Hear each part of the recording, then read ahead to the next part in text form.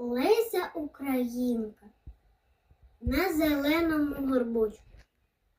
На зеленому горбочку, у вишневому садочку притулилася хатинка, мов маленька я дитина. Стиха вийшла виглядати, чи не вийде її мати, і до білої хатинки, немов мати до дитинки.